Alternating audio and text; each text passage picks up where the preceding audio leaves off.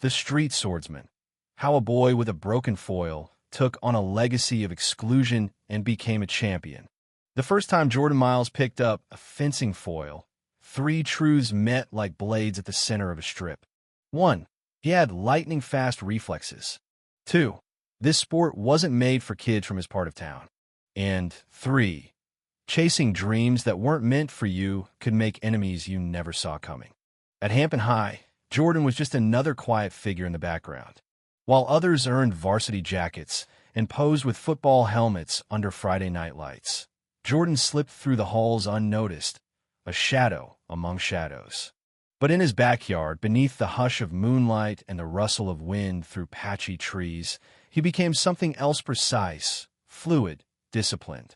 In every step, he was challenging a tradition that never expected someone like him to even show up. He didn't know that a storm was already brewing on the other side of town. When Preston Ellison Golden Boy, heir to the prestigious Ellison fencing dynasty at Oak Crest Academy, spotted Jordan's name on the regional qualifiers list, he laughed out loud, wine glass in hand. One call to his father, and the wheels of interference began to turn. What they didn't expect was Coach Lawrence Grayson, a forgotten champion with more scars than medals and a memory full of old debts. They didn't know Jordan had been training in alleyways and cracked sidewalks with a discipline born of silence and invisibility. And they certainly didn't expect him to walk into that first official bout wearing a taped-up foil, a borrowed mask, and the kind of resolve that never asked permission to belong. The bell at Hampton High rang across the campus, signaling the end of the school day. Students spilled out into the crisp fall air, streaming toward football tryouts and school buses. Jordan, 15 and nearly invisible, walked alone, his shoulders hunched beneath a worn backpack. No high fives, no sotos, just the sound of gravel under his sneakers and the steady beat of a dream too stubborn to die. At home, his mother, Clarissa, was already in her scrubs, prepping for her night shift at the hospital. She didn't ask about after-school clubs anymore. Jordan wasn't the sports type, and besides, she was too tired to press. But when he asked, out of nowhere, "Mom, did Dad ever talk about fencing?" she paused. "Fencing? You mean like swords?" she asked, frowning slightly. "Yeah, the sport." "No, your father was all football and military discipline." "What?" Jordan shrugged. "Just curious." Clarissa nodded, but didn't ask again. Some memories, she figured, were better left untouched. Later that night, Jordan saw Mr. Grayson, the neighborhood's mysterious retiree, struggling with a broken fence.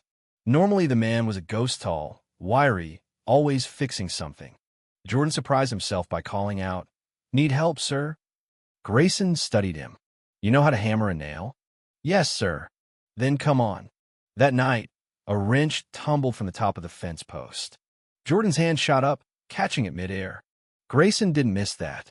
"You got reflexes," he said, narrowing his eyes. "You ever fight with a blade?" "No, sir." "Maybe you should." That was the start. The next day, Jordan returned to help with the garden gate. Then the gutters. Then the garage. That's where he found the VHS tape, buried beneath old boxes marked Army 1982. "What's this?" Jordan asked. "Old footage," Grayson muttered. "You want it? Take it." "Probably doesn't even work."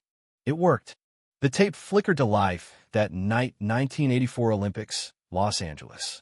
Fencers moved like lightning across the strip, elegant, dangerous, precise.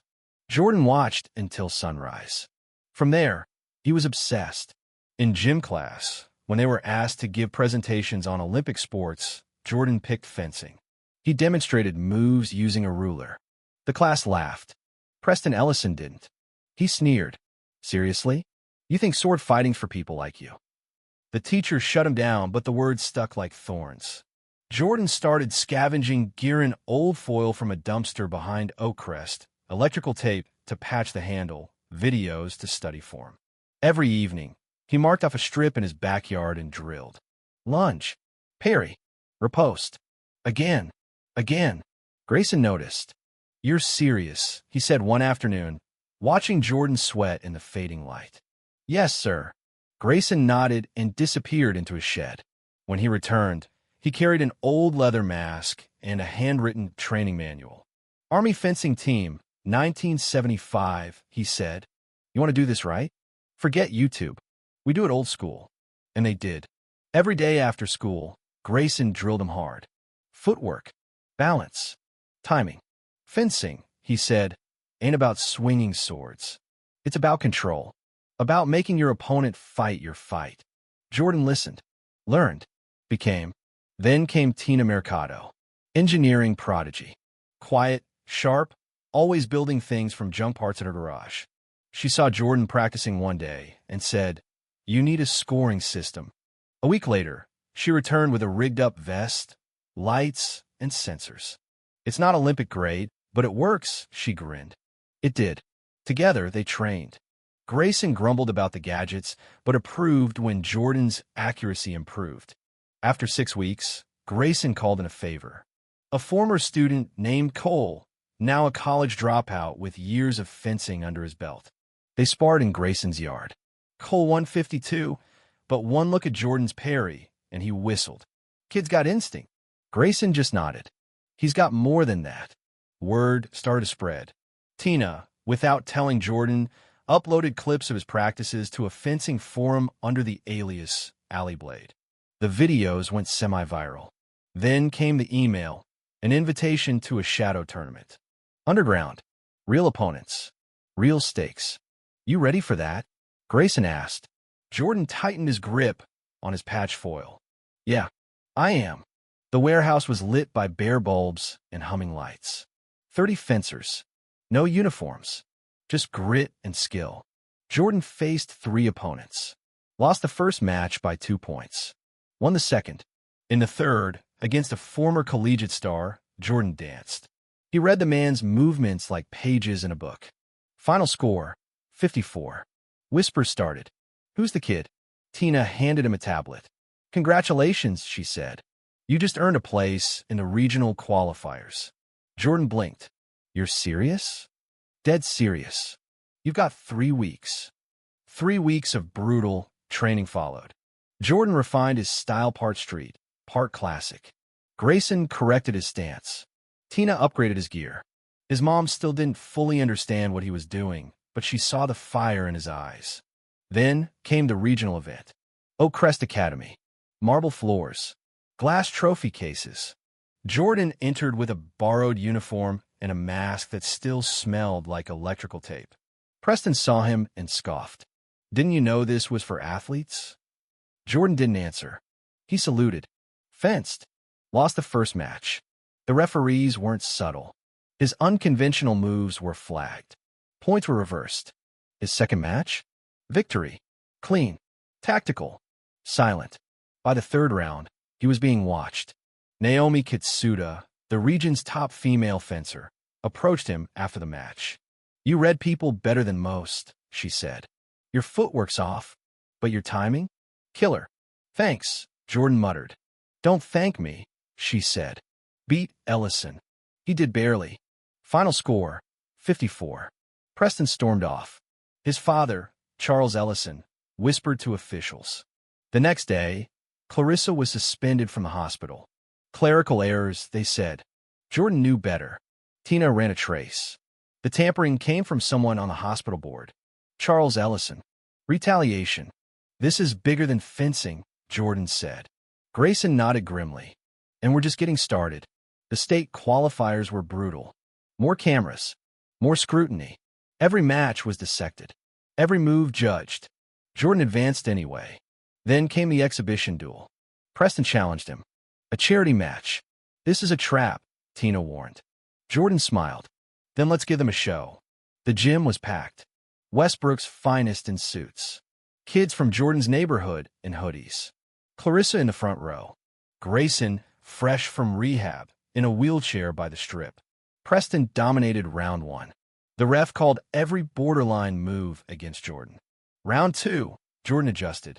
Chinge de tempo. Made Preston chase. Victory. Round 3, tied at 44. Preston lunged. Jordan sidestepped, disarmed him, and touched his shoulder clean. The gym exploded. The street swordsman had won. The days that followed changed everything. Interviews. Sponsorship offers. A scholarship fund, Open Stance, was born. Jordan, Naomi, and Tina as founders. Equipment flowed in. Clubs opened their doors. Charles Ellison? Investigated. Resigned. Preston? Apologized. At Nationals, Jordan faced Alexei Petrova, the reigning champion. The match was a masterclass: grace versus grit, legacy versus defiance. Tied at 14-14, Jordan used the alley sequence, a move born from concrete and streetlight. Point. Victory. Champion. After the medal ceremony, Jordan visited Grayson. "I brought you something," he said, holding out the medal. Grayson shook his head. "You earned it. But more importantly, you earned this." He gestured to the crowd of kids outside his window, practicing with makeshift swords. Now they believe. Jordan turned to the mirror in his room that night. His patched-up mask hung beside his medal. His reflection stared back. Still him, just more seen. He whispered, "Now they see me." And finally, he knew it was never just about being seen. It was about making sure no one else had to fight invisible.